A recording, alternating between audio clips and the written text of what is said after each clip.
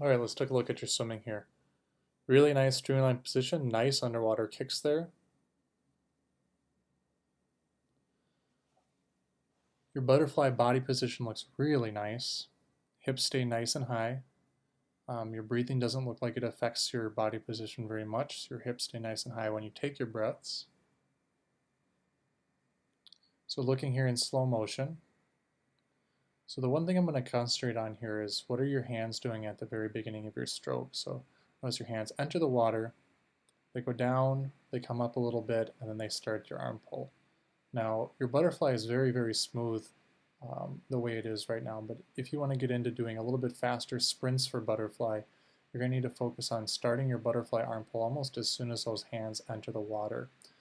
Because if you let your hands kind of go down and up and glide a little bit at the beginning of your stroke and get used to that cadence, it's going to be difficult to really increase that stroke rate and that tempo up for a full butterfly sprint. So something to be aware of, something to keep track of, and something to work on if you want to work on butterfly sprinting here. Taking a look at backstroke here in slow motion. Again, really nice underwater kicks. You're getting a lot of efficient propulsion from those butterfly kicks on your backstroke. You got great body position here.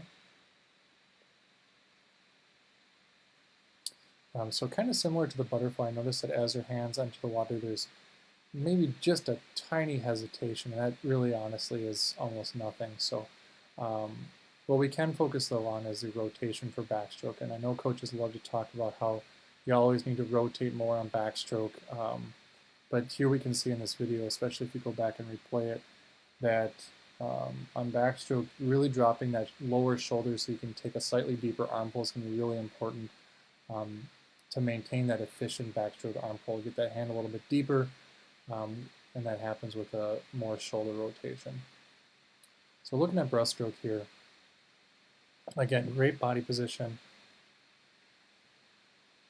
You got a really snappy stroke tempo, which is great.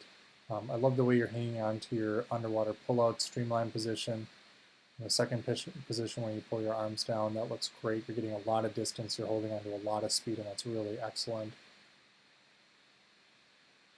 And I really like the way your hips are staying nice and high for the duration of your breaststroke arm pull here. Not a whole lot to talk about here for your breaststroke. Honestly, it looks really nice. Your hand position is good as you start that arm pull. Your fingertips drift down and get you a good, nice hold on the water to pull your body forward. Your kick is great. It's really nice looking breaststroke. Again, really nice underwater streamline position and kicks for that freestyle there. But I do want to talk about that first breath. And the reason that not breathing on the first stroke is important is because there's a couple of things. First, if you're in a race and there's people around you, especially for sprints, there could be potentially a lot of waves. And you want to be able to break the water with your body, with your arm first, to kind of set up your own wake so you have a little bit of protection there for your first breath. And the second thing is you really want to transition that speed off the wall into your first stroke. And if you take a breath before you really get that first arm stroke cycle completed, you haven't had a chance to set up your stroke cycle for that, for the 25 or the 50 or whatever you're doing when your breath happens. So just taking an arm pull before you start breathing is going to be really important, but the rest of your freestyle look really nice. So nice job.